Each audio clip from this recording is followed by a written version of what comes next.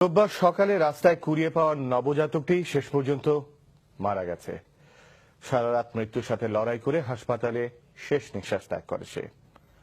জন্মের পরপরই শিশুটিকে শনিবার রাতে রাজধানীর সায়েন্স ল্যাবরেটরি এলাকায় ছুঁড়ে ফেলা হয়েছিল।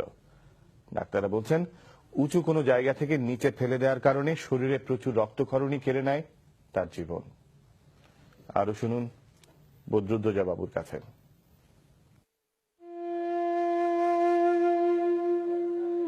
মৃত্যু যন্ত্রণা কতটা কষ্টের তা প্রকাশ করার ক্ষমতা ছিল না এই শিশুটির। জন্মের পর মায়ের মমতা দূরে থাক, ভাগ্যে জুটেছে শুধুই অসহনীয় যন্ত্রণা। যেন জন্মেই দেখেছে সে ক্ষুব্ধ স্বদেশ ভূমি।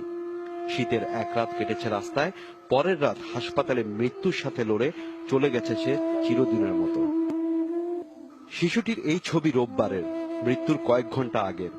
ফুটফুটে নবজাতকের এই অসহায় চাহনিতে হয়তোবা ছিল শেষ পর্যন্ত বেঁচে থাকার আকুতি, কিন্তু জন্মদাতার নির্মমতা কেড়ে নিল তার জীবন।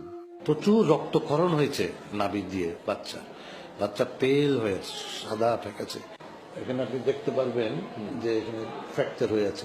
এখানে ফোর আর্মে দুটা থাকে, হাড্ডি থাকে, দুটাই মানে ইচ্ছাকৃতভাবে ভাঙে দিচ্ছে। কিন্তু আমরা মনে করি ওর কিছু ইন্টারনাল ইনজুরি ছিল, লাইক ব্রেন ড্যামেজ। অ্যান্ড যদি আপনাকে একটা বাচ্চাকে কেউ যদি ইচ্ছাকৃতভাবে ছুঁড়ে ফেলে কোনো একটা হাইট থেকে, সাপোজ 2-3 তলাতে কিংবা সামনের থেকে যদি ছুঁড়ে ফেলে, তাহলে তো ওর ইন্টারনাল অর্গানে ড্যামেজ হতে পারে, লাইক লিভার রাপচার হতে পারে, স্প্লিন রাপচার হতে পারে, ব্রেনে হ্যামারেজ হতে পারে। And that was the reason for death আমরা মনে করতেছি। জন্মের কিছুক্ষণ পরেই নবজাতকটিকে ছুঁড়ে ফেলা হয়েছিল এলিফ্যান্ট রোডের আলপনা প্লাজার ঠিক পেছনের এই ভবনটির পাশে। নারী না বেঁধেই খালি গায়ে ফেলে দেওয়া হয় স্যাঁতস্যাঁতে এই জায়গায়।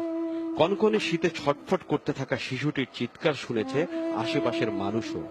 রাত্রে তখন 12:30 তার আগের থেকে কান্না শুনছি, তাও মনে করছে হয়তো আশেপাশের কেউ কান্না করতেছে, কিন্তু এখানে বসে শুনতেছি কান্নায় করতেছে। তা আমি আর আমার বুয়া বলতেছি যে বাচ্চাটার মা বাবাকে কেউ নেই। ভোরে আমার হাজবেন্ড উনি ভোর 5টায় যখন অফিসে গেছে তখনও দেখে যে কান্নার শব্দ। তারও কয়েক ঘন্টা পর সকাল 7টার দিকে কাগজ টোকাতে গিয়ে শিশুটিকে দেখতে পায় জান্নাত। ততক্ষণে ঠান্ডায় রক্তক্ষরণে শিশুটির দেহ নিথর হয়ে পড়ে।